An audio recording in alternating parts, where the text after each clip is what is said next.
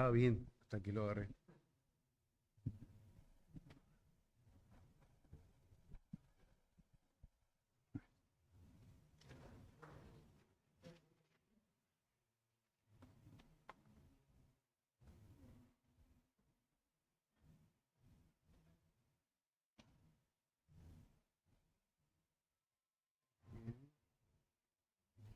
Buenas noches para todos. ¿Cómo están?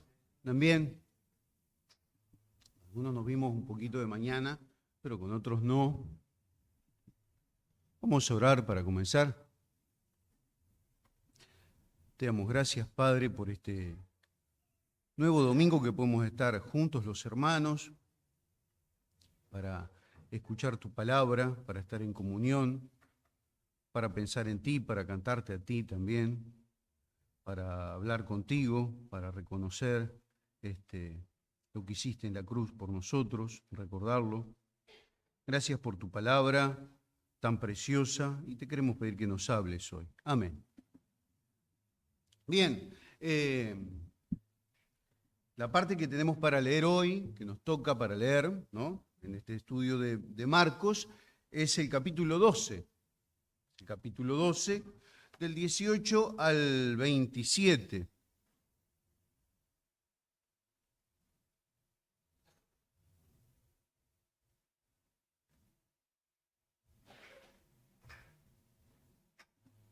Y antes de leerlo tenemos que recordar que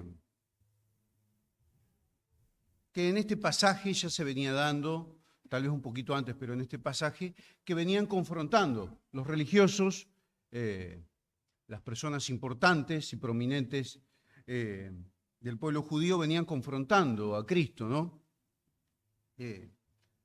Primero habían sido los fariseos que se habían juntado con los herodianos anteriormente, cuando creo que lo leyó Christopher, ¿verdad?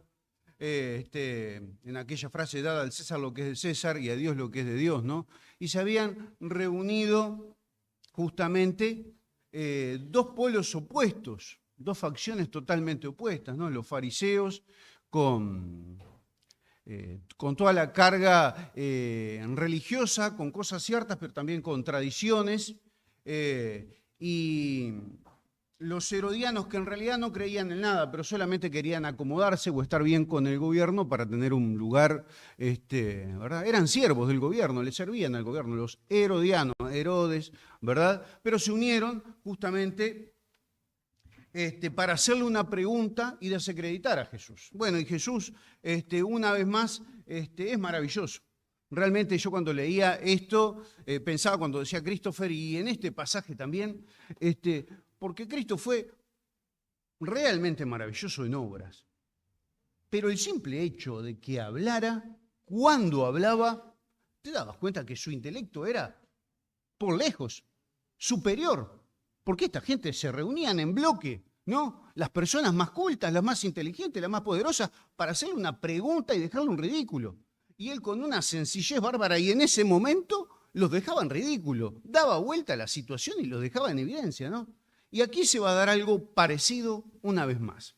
Y bueno, toca un tema vital para nosotros. Dios quiera que sea capaz y que podamos comprenderlo, pensar un poquito más en este tema tan importante. Bueno, vamos a leerlo, el 12 del 18 al 27 dice. Entonces vinieron a él los saduceos, que dicen que no hay resurrección, y le preguntaron diciendo: Maestro, Moisés nos escribió que si el hermano de alguno muriere y dejare esposa pero no dejare hijos, que su hermano se case con ella y levante descendencia a su hermano. Hubo 7 hermanos. El primero tomó esposa y murió sin dejar descendencia. El segundo se casó con ella y murió y tampoco dejó descendencia. Y el tercero de la misma manera. Y así los 7. Y no dejaron descendencia. Y después de todos murió también la mujer. En la resurrección, pues, cuando resuciten, ¿de cuál de ellos será la mujer? Ya que los 7 la tuvieron por mujer. Entonces respondió Jesús y les dijo: ¿no erráis por esto? Porque ignoráis las Escrituras y el poder de Dios. Porque cuando resuciten de los muertos, ni se casarán ni se darán en casamiento, sino serán como los ángeles que están en los cielos. Pero respecto a que los muertos resucitan, ¿no habéis leído en el libro de Moisés cómo le habló Dios en la zarza diciendo: yo soy el Dios de Abraham, el Dios de Isaac y el Dios de Jacob? Dios no es Dios de muertos, sino de vivos. Así que vosotros mucho erráis. Bien. Bueno, y en esta entrevista aparecen también estos saduceos para intentar dejar una vez más en ridículo a Cristo, con una pregunta, porque ellos no creían, como claramente dice, ellos negaban la resurrección. Los saduceos eran un grupo religioso dentro de los israelitas muy importante. Era un grupo muy poderoso. De hecho, tal vez fuera el más poderoso, porque ocupaban los principales lugares, ¿verdad? Ocupaban los principales lugares religiosos y en la economía del pueblo. Pero negaban todas las escrituras, exceptuando el Pentateuco, los primeros 5 libros de Moisés, ¿verdad? Y aún así mismo tenían una visión bastante parcializada de esos 5 libros, no creyendo en esos 5 libros ni en la resurrección, porque decían que en el Pentateuco no se hablaba de la resurrección, ni en los ángeles, ¿no? Eran aniquilacionistas, ¿no? Hoy en día persisten religiones que también conservan algo de ese pensamiento aniquilacionista. Ellos creían que el alma no iba a sobrevivir la muerte. Hoy en día tenemos grupos como los Testigos de Jehová o los Adventistas que piensan que solamente los escogidos, etcétera, van a sobrevivir, pero los demás van a morir. Pero la Biblia no enseña eso, ¿verdad? La Biblia no enseña eso.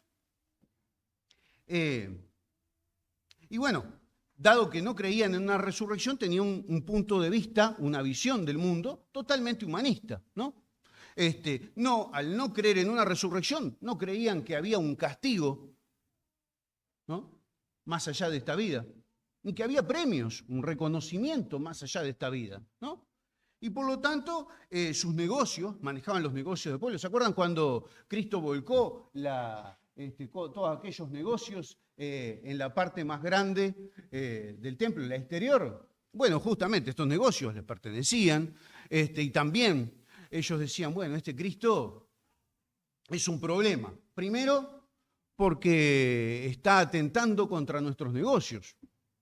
Segundo, porque puede causar una revuelta y nosotros, si la gente se vuelve con él, tal vez perdamos nuestro lugar de preeminencia y tal vez Israel mismo desaparezca. Por lo tanto, no es conveniente Jesús.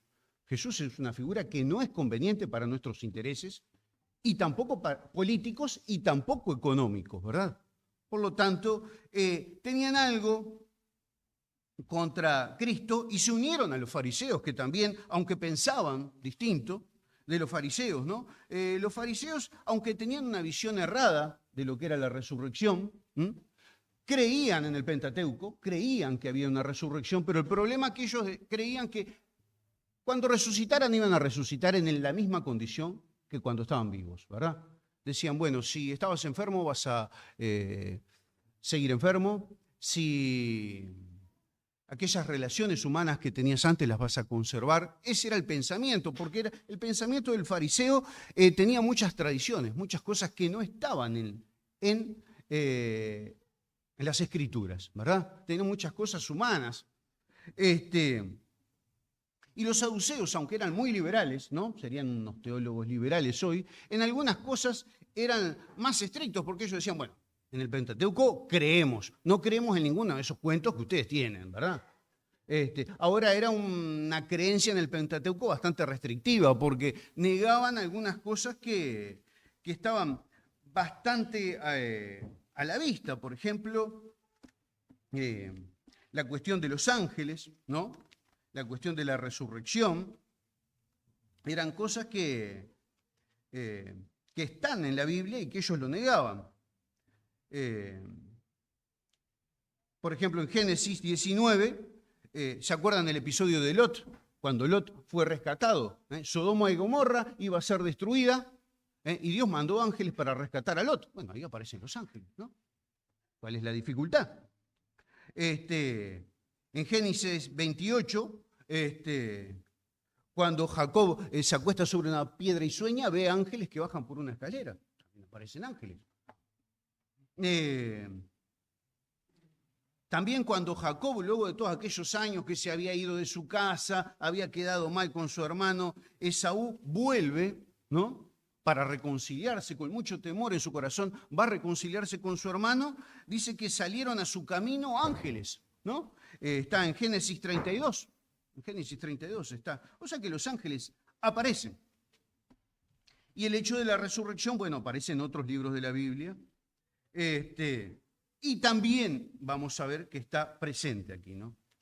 Y bueno, le proponen justamente este tipo de situación que parece bastante improbable, ¿no? No obstante, algunos dicen que Pérez Nillo es el que sabía esto, yo nunca lo había escuchado, que parece que en el libro, fui al libro Los Apócrifos, está el libro de Tobías, y en el libro de Tobías hay un episodio en donde una mujer, Sara, se casa con 7 esposos y los 7 se mueren, ¿verdad?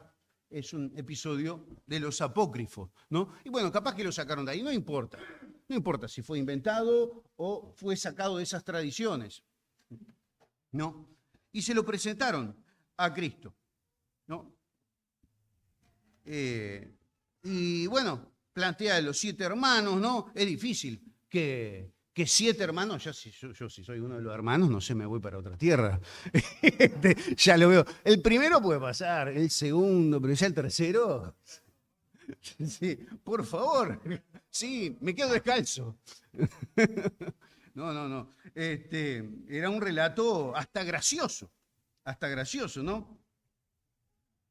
Y bueno, lo que planteaba justamente iba al tema del matrimonio que le llamaban de levirato, que el caso es el de Boaz y Ruth, ¿no? Lo que pasa es que Boaz, bueno, no era un hermano, pero era el pariente más cercano. Ruth no tenía parientes, entonces...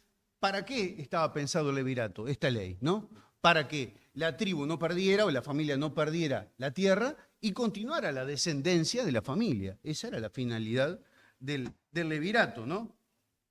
Era una solución para qué. No estaba pensando en el futuro, que si tenían muchas esposas en la próxima vida. Era una solución. Es más, una solución para aquel tiempo en donde estaba el pueblo de Dios, era Israel, ¿no? Para conservar aquello. Era una solución temporal, provisoria. Estaba pensado para eso, pero no te estaba hablando después de esta vida que iba a suceder, ¿no? Y el matrimonio es para el tiempo actual también, ¿no? Creo que el matrimonio es una cosa preciosa y aunque a veces uno tiene a veces grandes discusiones, es un salón de lucha bastante importante, sin embargo, uno puede, cuando vive con Cristo, puede dimensionar que es hermoso, que es precioso y que es perfecto, que cuando, a pesar de nuestra fragilidad, de que a veces desobedecemos, cuando le hacemos un poco de caso a Dios, Dios nos bendice mucho y el matrimonio es una creación preciosa, ¿verdad? Preciosa, debemos de luchar por eso, pero está pensada para acá, para este tiempo, ¿no? Para procreación y compañía, para eso está pensado, ¿no? Que bien necesitamos compañía.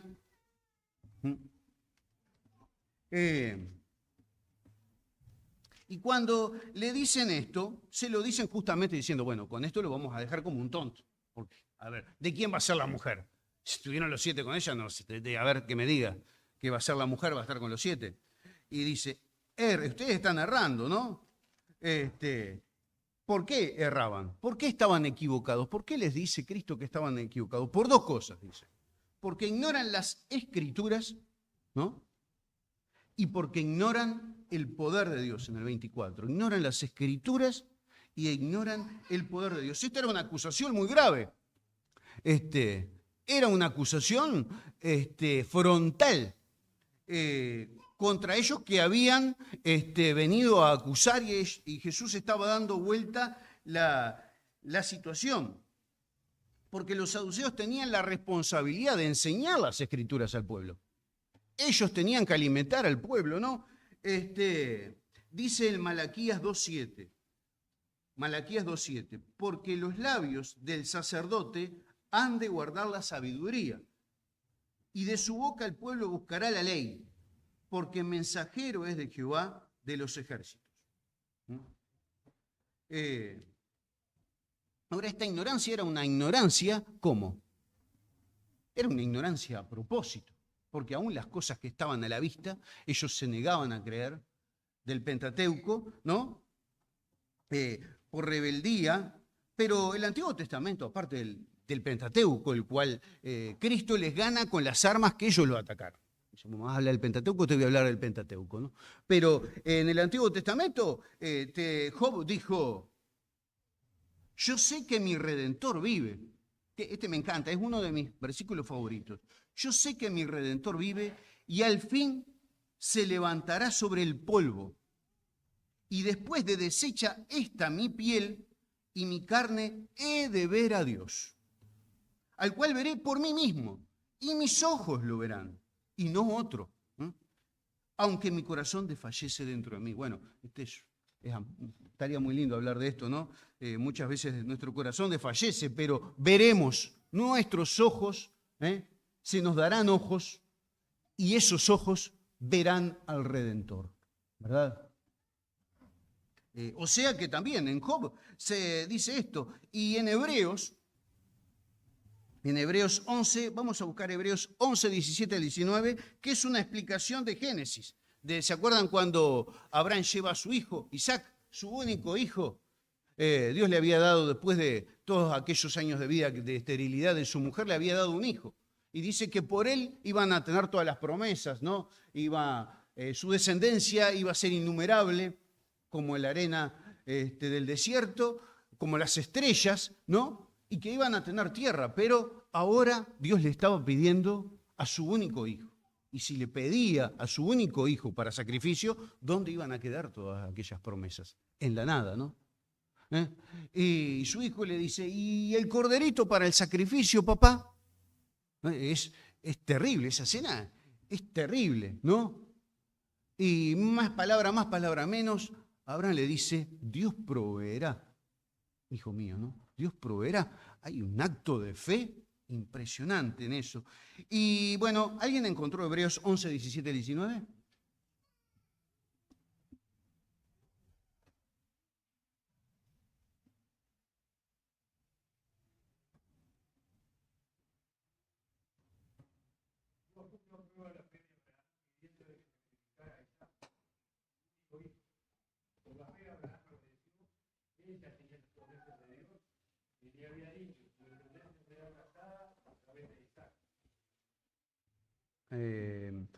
Ahí está, y el 19, no sé si capaz que dice: pensando que Dios es poderoso para levantar aún de entre los muertos, ¿no? Pensando que Dios es poderoso para levantar aún de entre los muertos, de donde en sentido figurado también le volvió a recibir, ¿verdad? O sea que Abraham tenía esa esperanza, tenía la esperanza de que Dios era poderoso para levantar, si aún él lo sacrificaba, que Dios iba a cumplir su palabra y aún podía, ¿verdad?, volver a vivir su hijo.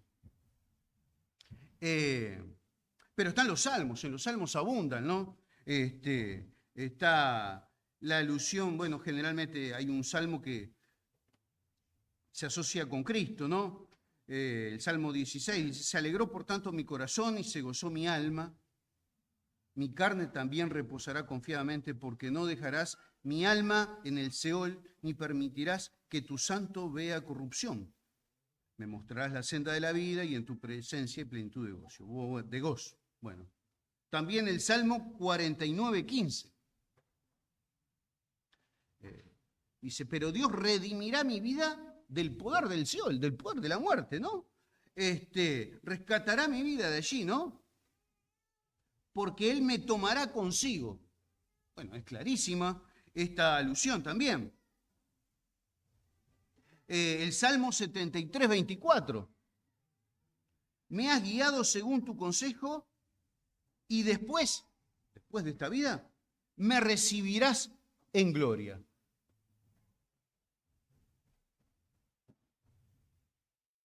También Daniel, y vamos a volver sobre el final, dice, Daniel 12:2, dice, y muchos de los que duermen en el polvo de la tierra serán despertados.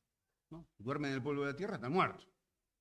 Serán despertados, y hay dos destinos después que una persona muere, ¿verdad? Unos van a ser despertados ¿para qué? Para vida eterna. Y otros para vergüenza y confusión perpetua. Es un pasaje muy bonito, pero también que da miedo, muy solemne, para pensarlo, ¿no?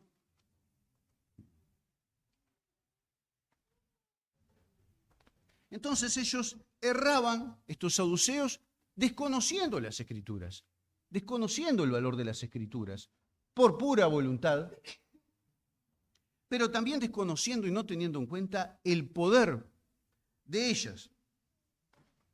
El poder de Dios, ¿no? Porque si Dios con su palabra creó todas las cosas, Dios con su palabra creó todas las cosas, las organizó los planetas, las galaxias, el sistema solar, las galaxias, más de lo que podemos comprender, ¿no? Nos dio vida, aparte de que nos dio vida, creó vida de diferente manera y sustenta este universo. De la misma manera que Cristo creó todas las cosas, ¿no? Cristo, cuando vino, ¿qué hizo? Multiplicó los panes. Mostró que tenía poder creador. Dio vida. Resucitó el muerto. Bueno, a más de uno, pero a Lázaro, ¿no? Lo resucitó a Lázaro. Demostró que tenía poder sobre la muerte. Demostró que tenía dominio sobre la naturaleza. Cuando estaban en la tormenta, en uno de los episodios del bote, le dijo a la tormenta, calla, enmudece. Y ahí se terminó todo, ¿no? O sea que nuestro Dios tiene poder sobre todas las situaciones de este universo y lo sustenta. Si Él puede hacer todas esas cosas y las hace, ¿cómo no va a poder resucitar a una persona? ¿Cómo no va a poder levantar a una persona, darle un cuerpo a una persona?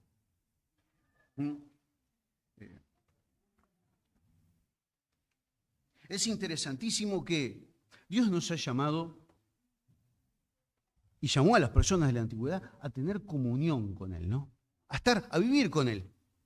Pero no solamente salva su alma, sino su cuerpo, el todo. No solo le da bendiciones espirituales, también cosas que tienen que ver con su cuerpo.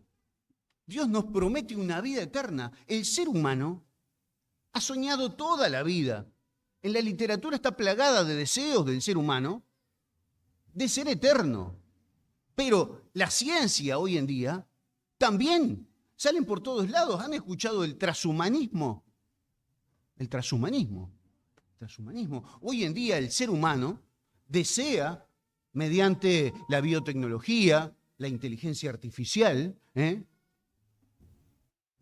seguir viviendo indefinidamente. Dicen, bueno, ya logramos retroceder, que una persona vieja, eso está hoy en día, que una persona vieja, los experimentos, ¿no?, vuelva a un estado más joven. Se hacen experimentos con células sintéticas para clonar órganos en 3D, ¿verdad? El ser humano hace, no sé si por los años 90, ya hablaba, o antes, de poner lo que es nuestro cerebro en otro cuerpo. Ahora habla de mutar nuestra conciencia a un cuerpo humano o digital. El ser humano intenta obtener aquello que Dios nos está prometiendo. A nosotros, ellos no lo van a obtener. Pero ustedes, si tienen fe, se les va a dar un cuerpo. Y no un cuerpo como el que tienen. un cuerpo por lejos superior al que tienen.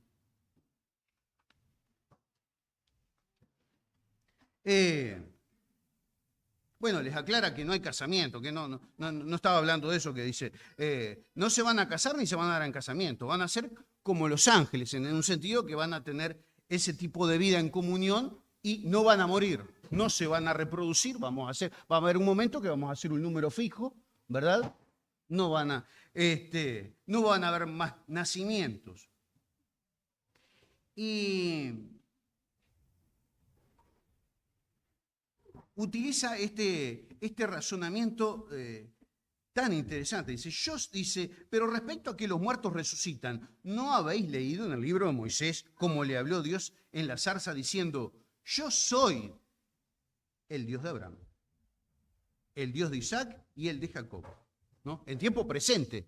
No dice, yo fui. Mientras estaba vivo Abraham, yo fui su Dios. Mientras estaba vivo Isaac, yo fui su Dios. Y mientras Jacob estaba vivo lo mismo. Yo estuve con él, yo lo cuidé. No, dice, yo soy. Y bueno, cuando estaba hablando con Moisés, ya estaban muertos, ¿no? Ya habían pasado esta vida, ¿no? Estaban, no sé, Macpela era. Macpela era, ¿verdad? Dice, yo soy. Utiliza un argumento gramatical, ¿no? Para esto. Dios no es Dios de muertos, sino Dios de vivos. Y Hendriksen, lo voy a leer porque seguramente él lo dijo mucho mejor, y es algo importante.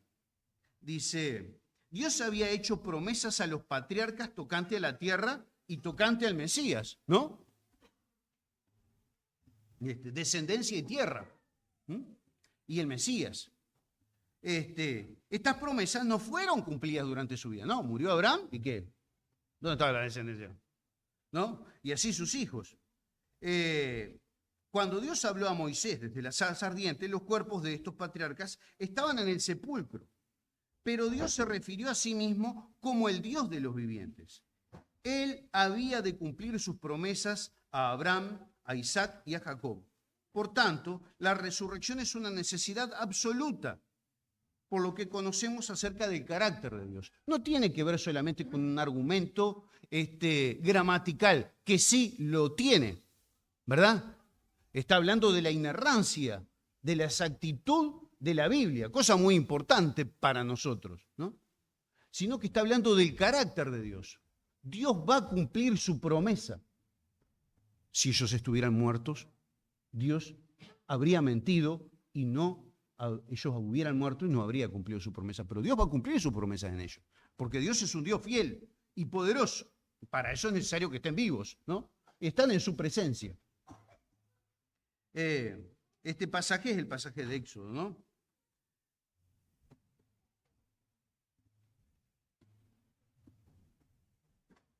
Y después tenemos un pasaje muy importante que está en 1 Corintios 15, dice una cantidad de cosas, vamos a ver alguna, ¿verdad? Vamos a 1 Corintios 15.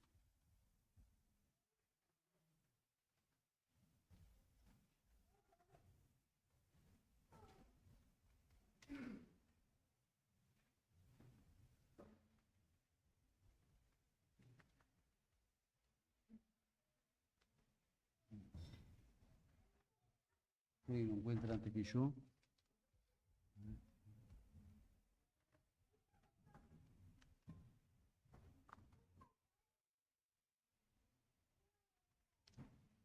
Ahí está.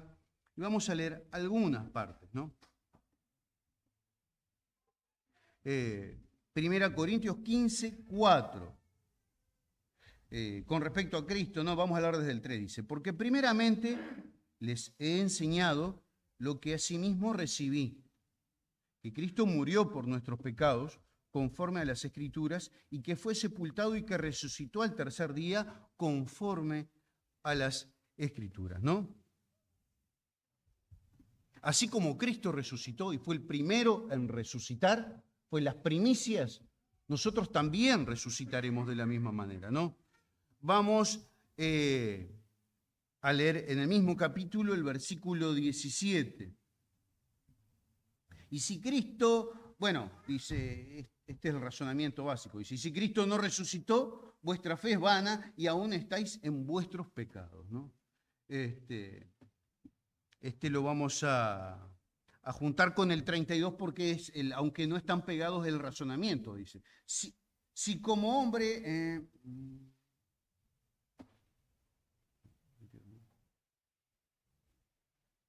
ahí está. Si los muertos no resucitan, comamos y bebamos, porque mañana moriremos, ¿no? Es muy importante, es vital entender y pensar, nosotros los que hemos creído, en la resurrección. La resurrección le da vida y le da sentido a cualquier persona. Le da sentido a tu vida. Nosotros no venimos por una tradición acá, ¿no? No dice también, si Cristo no resucitó, somos los más dignos de conmiseración, ¿no? No venimos por una costumbre, no venimos por unos mandamientos porque hay que ser bueno. Hay muchas religiones que te dicen que hay que ser bueno y tienen buenos ideales de forma de vida. Nosotros nos reunimos porque hay un Dios que se manifestó en carne. Ese es Cristo. Cristo se manifestó en carne. Vivió como hombre, pero sin pecado.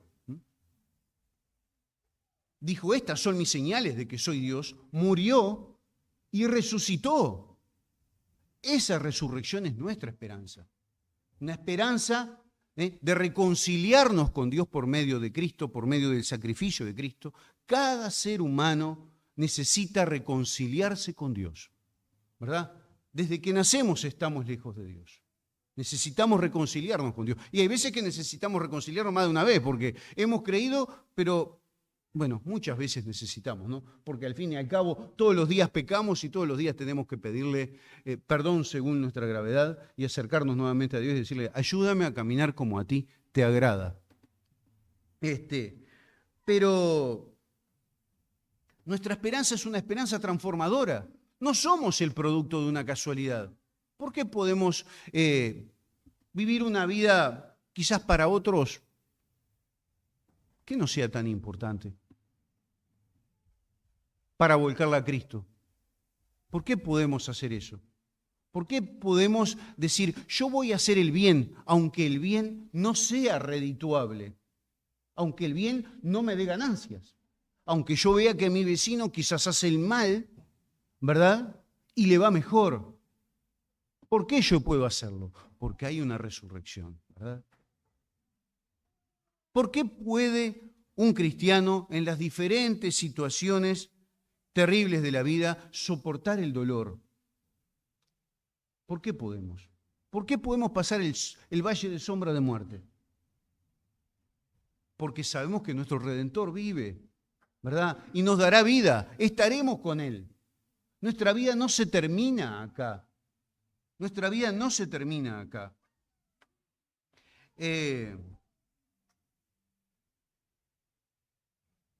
Dice el 20, que era el que les hacía alusión, dice, mas ahora Cristo ha resucitado de los muertos, primicia de los que durmieron, es hecho, ¿no? El primero, las primicias. Y dice el 23, pero cada... a ver, para que se entienda. Vamos a hablar desde el 21, así se entiende. Porque por cuanto la muerte entró por un hombre, también por un hombre la resurrección de los muertos. Porque así como en Adán todos mueren, también en Cristo todos serán vivificados, pero cada uno en su debido orden. Cristo las primicias. Luego, los que son de Cristo en su venida, ¿verdad? Los que son de Cristo en su venida. Esto es, los que hemos creído en Cristo como nuestro Salvador personal. Los demás serán despertados en otro momento, pero para confusión y condenación eterna, como dice Daniel.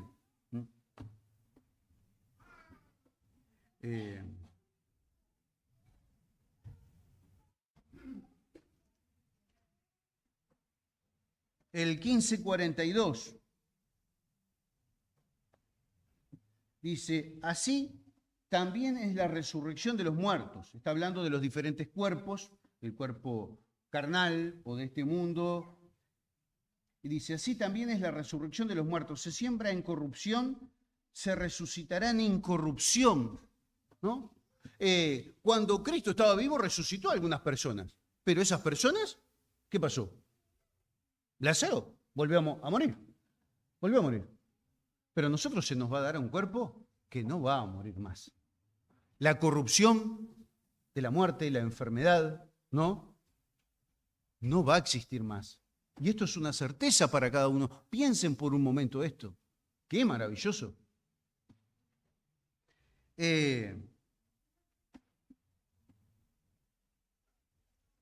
Después el 15:40, el 43 dice, se siembra en deshonra, resucitará, en gloria.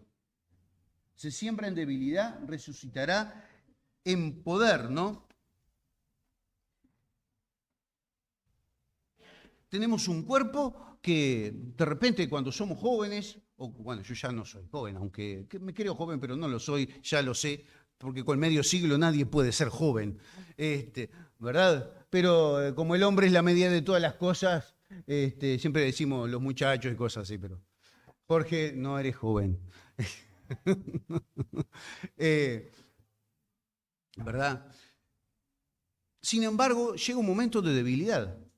A veces antes, por diferentes situaciones, a veces después, ¿no? ¿Se acuerdan de David, aquel hombre que era inteligente, poderoso, que vencía a los gigantes? Y llegó un momento, ¿no? Que se tiraba en cualquier lado en el desierto. Hubo un momento que se acostaba, le ponían una doncella, dice, que era solo eso, era como una estufa, nada más, no tenía otra utilidad, pero era hermosa. Bueno, no sé, cosas que pasan con David. ¿No? Y él aún así no se calentaba, no se calentaba. Me impresionó mucho cuando yo era chico y que salíamos con mamá a vender cosas de la quinta, ¿no? Y era un verano que sudabas y sudabas. Yo andaba de esas, ¿cómo es? Musculositas, aquellas brasileras, que sudaba más con la musculosa que sin él, ¿no? Y entramos a una casa, muchísimo calor, y había una señora con una estufa prendida al máximo y muchas mantas. Era muy mayor, la señora cerca de la casa de Marcel, donde es el ranchito del desequilibrio o algo así, ¿verdad? Ahí estaba esa señora y no se calentaba. Llega un momento que nuestro cuerpo ya no entrega más energía. No lo tiene, ¿verdad? Pero va a llegar un momento en que se nos va a dar un cuerpo de poder, un cuerpo superior a ¿verdad? Un cuerpo similar al de Cristo. Qué precioso e inmerecido regalo. Qué precioso e inmerecido regalo. Un cuerpo de poder que no lo va a tocar la enfermedad, la muerte, ni el dolor, ¿no? ¿Se acuerdan de Cristo cuando resucitó? Estaban todos en una casa. Estaba cerrada la puerta, entró. No sé si exactamente nosotros haremos eso, pero sin duda que vamos a tener un cuerpo como similar al de Cristo, ¿no? Pienso que, aparte de la eternidad, la nota que a mí me toca más sublime es que no vamos a desear más pecar, ¿verdad? Muchas veces tenemos relaciones enfermas o lamentables, aún dentro de la iglesia, conociendo a Cristo y todo lo demás, malas relaciones porque somos pecadores. ¿Verdad? A veces nuestro matrimonio, tenemos problemas en nuestro matrimonio porque es un equipo de dos pecadores, ¿verdad? Cuando no peca uno, peca el otro. El pecado, ¿no? Muchas veces amando a Dios, no le servimos como debemos, ¿no? No queremos estar, elegimos no estar con Él, sabiendo aún que no es lo mejor. Se nos va a dar un cuerpo superior, una mente superior, que va a estar en plena comunión con Él y con los demás. Aparte de esta preciosa esperanza, este pasaje también habla de la exactitud de la Biblia, ¿no? Creo que es una cosa para mirar para tener en cuenta. Dios utilizó una palabrita. Las palabritas no están por estar, ¿no? Hoy en día, gracias a Dios, tenemos muchas versiones, muchos comentarios, muchas cosas. Pero qué importante, la palabra de Dios es exacta, es infalible y tiene enseñanzas profundísimas, no nuevas enseñanzas, las enseñanzas de siempre, pero esas enseñanzas de siempre son inagotables y nunca alcanza nuestra mente a comprender la dimensión de esas cosas. Es más, dice Cristo, cosas que ojo nunca vio, ni oído escuchó, son las que están preparadas, ¿cómo es que dice? Para los que en Él confían, o que Dios ha preparado para los que le aman. Gracias, Mateo, ¿verdad? Es algo que excede nuestro entendimiento, va más allá. Y esto no es un esfuerzo simplemente que no tiene sentido, es que nosotros solamente podemos pensar en lo que conocemos. El ser humano no puede inventar nada ni imaginarse nada que no pertenezca a este mundo, a lo que nosotros vemos, ¿verdad? Pero Dios está en otra dimensión muy superior y dice que nos tiene preparado ese cuerpo celestial, pero un cuerpo similar al de Cristo, ¿verdad? Para nosotros, nos va a resucitar nuestro cuerpo. Nosotros cuando morimos le pasa como al ladrón, ¿no? Hoy estarás conmigo en el paraíso, pero nuestro cuerpo espera, se nos va a dar un cuerpo, ¿no? Creo que estas enseñanzas son importantes, primero porque nos dan consuelo, ¿no? Qué triste es cuando se nos va una persona que amamos, ¿no? Qué triste que cuando se nos va una persona que amamos. Por ejemplo, yo tengo que confesarles, papá se murió, y yo muchas veces pienso, aparte a papá le gustaban los tangos, y a mí me gusta la música, pero cuando muchas veces escucho un tango, ¡pah!, se me desgarra el corazón, porque papá nunca dijo, yo creo, ¿verdad? Aunque vino alguna vez a la reunión. Sin embargo, cuando mamá pase a la presencia del Señor, sin duda que voy a estar muy triste, pero yo sé que ella va a estar con Cristo. Y eso es totalmente distinto, ¿verdad? Eso es totalmente distinto. Hay un consuelo. Yo voy a verlos, ¿verdad? Es un consuelo real. Nuestra vida no se termina acá, no tenemos que estar tristes porque estamos un año más viejos. Sí, estamos un año más viejos, quizás los que ya estamos viejos, ¿no? Pero nos acercamos cada vez más a la sublime presencia de nuestro Dios, ¿no?, el cual cada vez hará las cosas mejores y tiene grandísimas promesas para nosotros. Consuelo. También creo que es un valor. Creo que nos debe de dar valor, coraje, para predicar su palabra. ¿Se acuerdan los discípulos?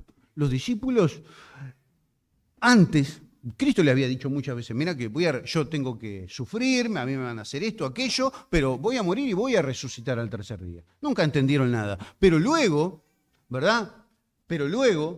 Cuando lo vieron resucitado, cuando Tomás, por ejemplo, metió su mano en el costado, dijo, Dios mío, Señor mío, ¿verdad? Cuando comieron con Él, cuando pescaron con Él, cuando hablaron con Él, y luego escribieron lo que vieron nuestros ojos y palparon nuestras manos, tocante al verbo de Cristo, ¿verdad?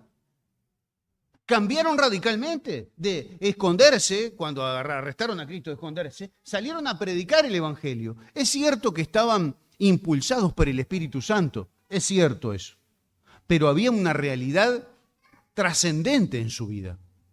La resurrección les había dado esa experiencia que ellos habían tenido de la resurrección de Cristo, los transformó totalmente. No era una idea lejana a la cual ellos ni creían ni entendían. Era una experiencia y era parte de su vida, y estuvieron dispuestos a dar su vida, ¿verdad? Literalmente, por esta realidad.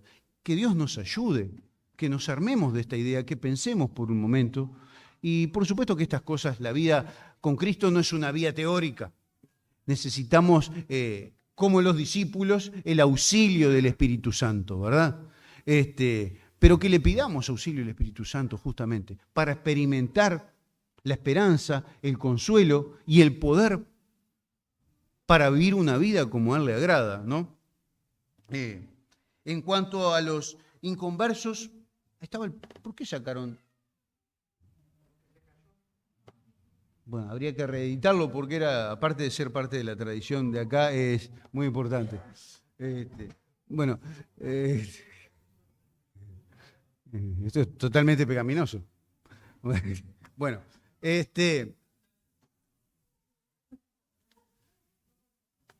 pero nuestro pasaje, el pasaje de Juan 3:16, hay muchísimos pasajes, pero dice que Dios amó tanto al mundo que mandó a su Hijo, ¿no? Ahí está, dice. Mandó a su Hijo único, para que todo aquel que cree no se pierda. Porque es lo que advierte Daniel, ¿no? Algunos van a despertar para vida eterna, pero otros van a despertar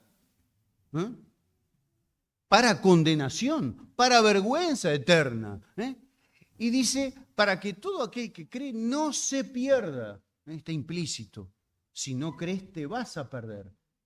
Te vas a perder. Pero no es la voluntad de Dios que nadie se pierda. Por eso Cristo vino a este mundo, vino a rescatar a cada uno. Y esto es una cosa muy seria, ¿verdad? Dice, sino que tenga vida eterna. ¿Y qué profundidad que tiene esa vida eterna, no? No solo nuestra alma, sino se nos dará un cuerpo similar al de Cristo, para estar con Dios para siempre. Que Dios bendiga su palabra, hermanos.